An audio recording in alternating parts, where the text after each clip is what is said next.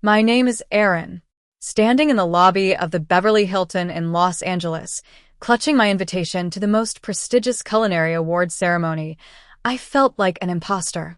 The night before, I'd won the Rising Star Chef of the Year award at the James Beard Foundation ceremony, and my family, who dismissed my achievement as pointless, had watched it on TV at their favorite restaurant in Seattle.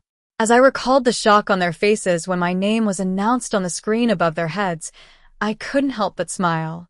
It was a moment of sweet revenge, but it also brought back a flood of memories of my journey to this point.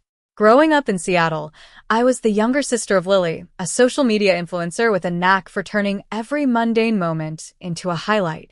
My parents, David and Sarah, were so focused on Lily's career that they often overlooked my passion for cooking. I spent hours in the kitchen, watching cooking shows on an old laptop and experimenting with new recipes. One day, I decided to start selling my baked goods at the local farmer's market. Despite the initial doubts of my family, my business, Erin's Kitchen, began to gain traction. I started receiving orders from local cafes and restaurants, and my sauces and dressings became a hit. However, my family still didn't take my career seriously. When I was accepted into a culinary program in New York, they treated it like a joke. Lily mocked me for wasting my time and money, and my parents didn't offer much support. But I was determined to prove myself. In New York, I worked hard at a fine dining restaurant under the guidance of Chef Miguel Rodriguez. He saw something in me and encouraged me to develop my own style of cooking. I started experimenting with healthier versions of comfort food, and my dishes began to attract attention.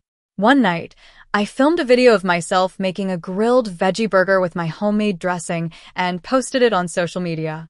The video went viral, and I started receiving requests for the recipe and the dressing. I decided to start bottling my dressing and selling it under the Erin's Kitchen brand. My business continued to grow, and I was eventually nominated for the Rising Star Chef of the Year award at the James Beard Foundation. When I received the email notification, I was overjoyed.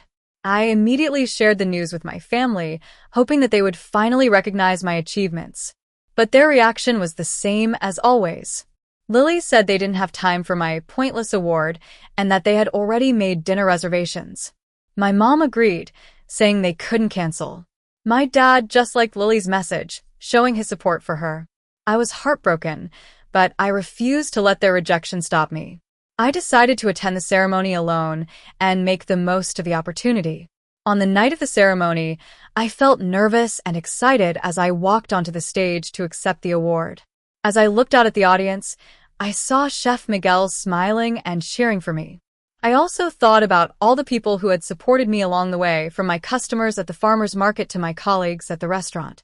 After the ceremony, I returned to my hotel room to find my phone flooded with messages and notifications.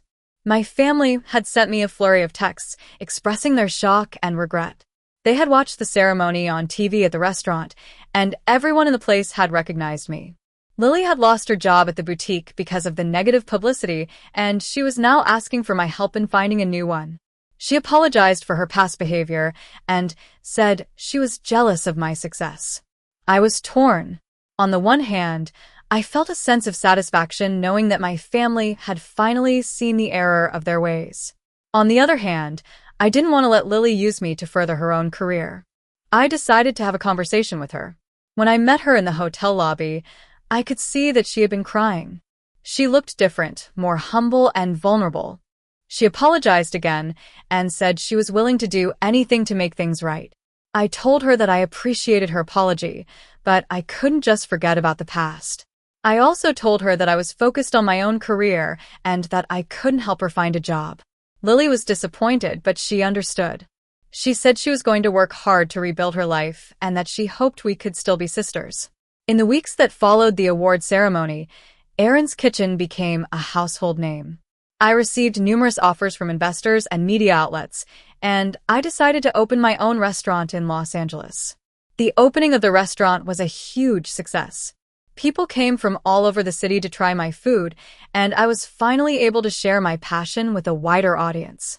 My parents also began to change their attitude towards me. They started showing more interest in my career and even came to visit me in Los Angeles.